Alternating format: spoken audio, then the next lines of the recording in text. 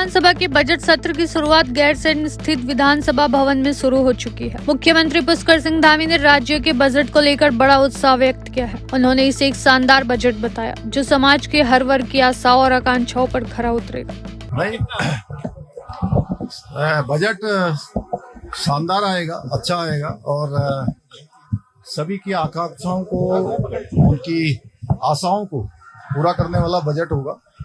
और बजट को बड़े परिश्रम से काफी सारे स्टेक होल्डर्स और विभिन्न समूहों, वर्गों और समाज के विभिन्न आयामों में काम करने वाले लोगों के सुझाव से ये बजट तैयार किया गया है।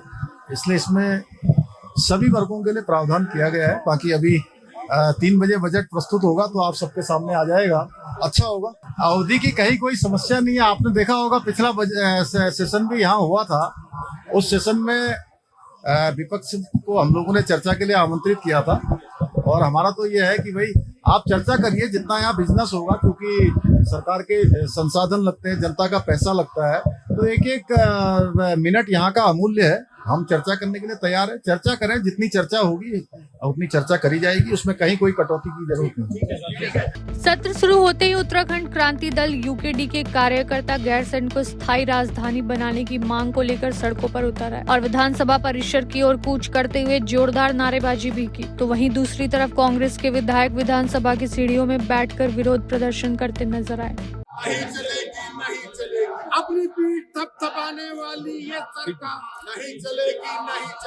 बजट सत्र की अवधि बढ़ाओ,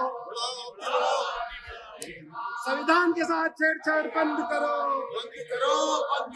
आपको बता दें, विधानसभा का सत्र राज्यपाल जनरल गुरमीत सिंह के अभिभाषण के साथ हुआ, जिस पर भुवन कपाड़ी उप नेता प्रतिपक्ष ने क्या कुछ कह दिए, सुनिए।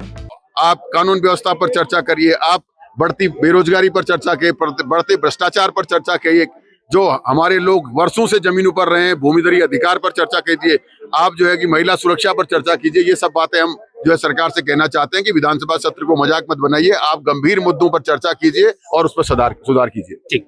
वहीं कांग्रेस विधायक अनुपमा रावत ने कई गंभीर सवाल उठाते हुए कहा कि कई सारे ज्वलंत मुद्दे हैं जिन्हें विपक्ष सदन में उठाना चाहता है, लेकिन सरकार ने सत्र की अवधि बहुत कम रखी है। देखिए, जिस प्रकार से सत्र चल रहा है, लगातार हम देख रहे हैं कि राज्य सरकार सवालों से बच रही है।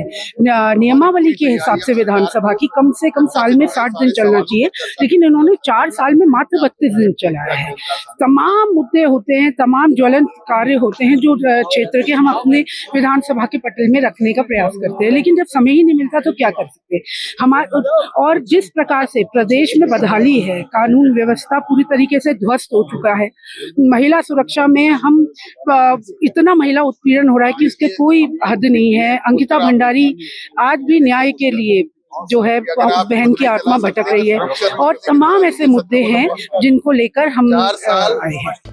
आज से शुरू हुआ सत्र 13 मार्च तक चलेगा, जिस पर उम्मीद जताई जा रही है कि प्रदेश से जुड़े जनहित के मुद्दे, विकास कार्यों, बेरोजगारी और महंगाई जैसे विषयों पर सदन में चर्चा हो। लेकिन देखना यहाँ भी खास होगा कि इस बजट सत्र में वास्तव में कुछ ठोस फैसले लिए जाते हैं या फिर यह सत्र भी सिर्फ बातों ही बातों में गुजरकर एक औपचारिकता बनकर रह जाए। जन खबर के लिए मीना शर्मा की रिपोर्ट।